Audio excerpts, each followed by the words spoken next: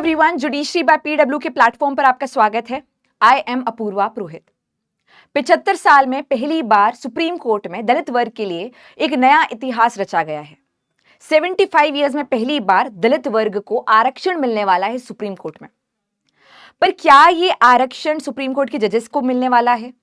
क्या ये advocates on record को मिलने वाला है? क्या ये सीनियर एडवोकेट्स के लिए है, या फिर क्या मतलब पूरा मामला क्या है?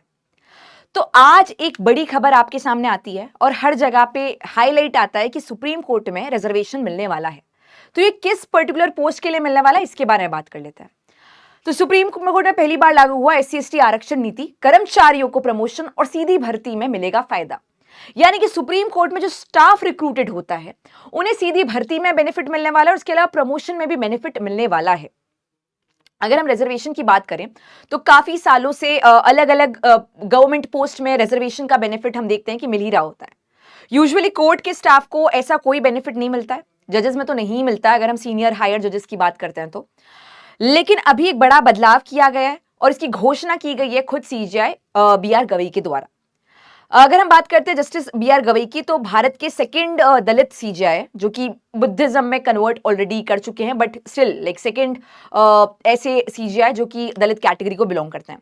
तो उनके द्वारा घोषणा की गई है और यहाँ पे क्लैरिफिकेशन दिया गया है कि जजेस के लिए रिजर्वेशन नहीं है। तो अगर ये कंफ्यूजन हो रही है तो मैं इसको पहले से ही क्लैरिफाई करना चाहती हूँ कि यहाँ पे जजेस को कोई रिजर्वेशन नहीं मिल रहा। सुप्रीम कोर्ट में रिजर्वेशन का जजेस के लेवल पर बेनिफिट अवेलेबल नहीं है।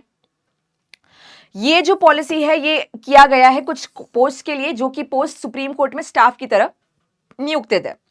अगर हम लोग देखें कि कौन कौन सी पोस्ट यहाँ पे बताई गई है कि जिनके लिए रिजर्वेशन मिलने वाला है, तो यहाँ पे सीनियर पर्सनल असिस्टेंट को बेनिफिट मिलेगा। असिस्टेंट लाइब्रेरियन की पोस्ट में बेनिफिट मिलने वाला है।